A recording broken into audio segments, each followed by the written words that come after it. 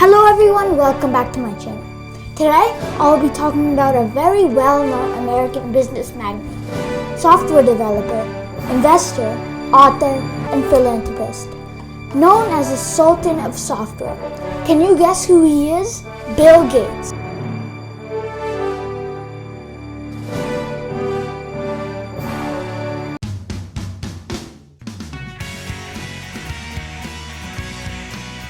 William Henry Gates III was born on October 28, 1955 in Seattle, Washington. His parents thought that he would do very well in Lakeside, Seattle's best private school, instead of public school. Who would know that this would be the decision that would change many people's lives? At that time, computers were huge, very expensive, and not that reliable. Most schools wouldn't even consider purchasing a computer. But Lakeside made an extraordinary deal that would be amazing for Bill Gates. Every second of his free time, he would be in the computer room. He loved the possibilities for computers. He shared this addiction of computers with Paul Allen, who was 2 years older than him and went to the same school. Gates wrote his first software program at the age of 13 with Paul Allen and some other friends. Gates wanted to leave Lakeside and go into the software career, but his parents told him to finish high school at least. Bill Gates graduated from Lakeside in 1973. His parents took great pride with his acceptance in Harvard University. When Bill was a freshman at Harvard, he was thinking of going into the law career, but nothing gave him more excitement than computers. Harvard had a great computer lab, so he spent most of his time there, then studying for his tests. In 1975, Gates saw a magazine for a microcomputer, the Altair 8800 computer. He knew instantly that the day of the personal computer had arrived. The owner of the small company that made the Altair 8800 needed software to run on it. Gates and Allen convinced him that they were the people that could do it. Bill and Paul worked day and night at the Harvard Computer Lab, and after 2 months, they finished. Bill described his software as the best code I've ever written. And guess what? It worked. With the success of this project, Gates left Harvard during his junior year, or the summer of 1975, and with Paul, they both founded Microsoft.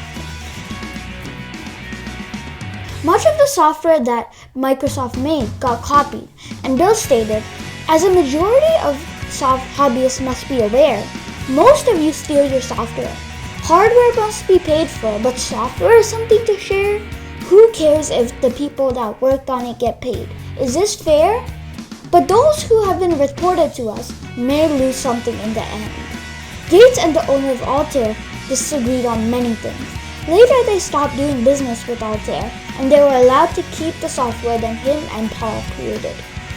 Gates and Allen sold their software to other computer companies, and soon sold more than 1 million copies of Microsoft. Bill moved his company back to Seattle, and his parents were thrilled to have him back. Bill was the person that marketed Microsoft. He would be the one that could capture people's attention. Often, his mom came with him. Bill Gates' mom was on many corporate boards. She was also on the National Board of United Way. Guess who else was on the National Board of United Way? The CEO of IBM. That is how Bill Gates first met the CEO of IBM. IBM needed software for the new line of computers.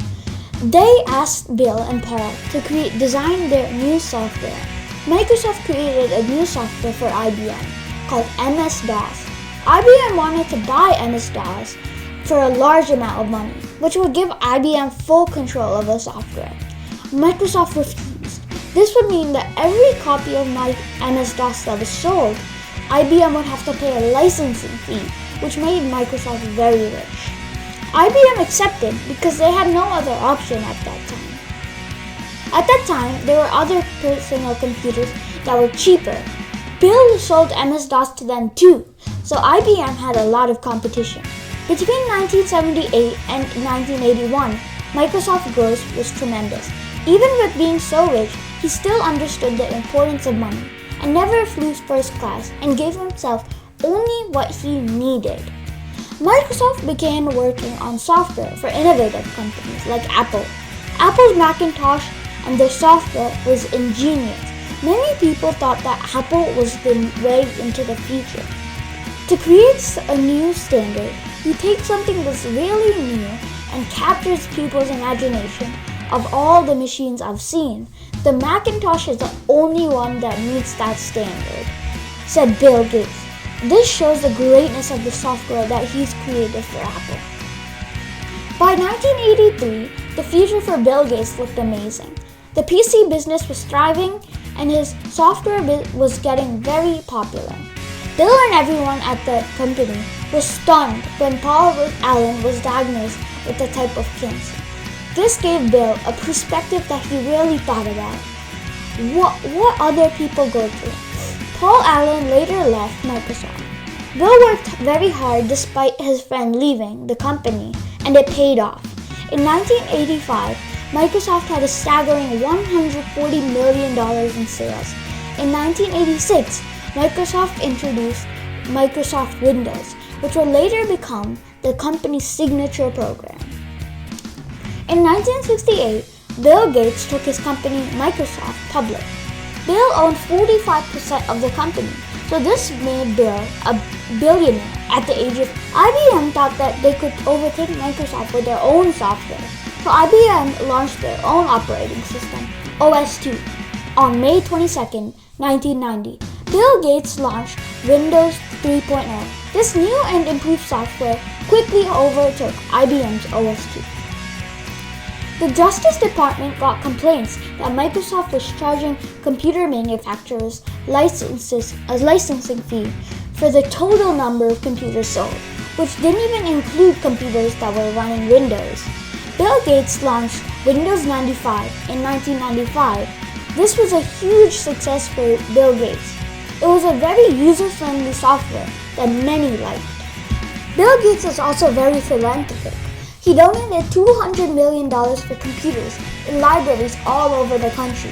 He wanted others to get the same excitement as he did when he was at school at Lakeside. Bill Gates stepped down from CEO in 2000. At that time, an application called Netscape was taking over the internet area. So Microsoft released their own internet browser, Internet Explorer, which was pre-installed on all computers running Microsoft software. Almost every few years, Microsoft releases a new version of Windows, which many people look forward to see what new things that they have invented.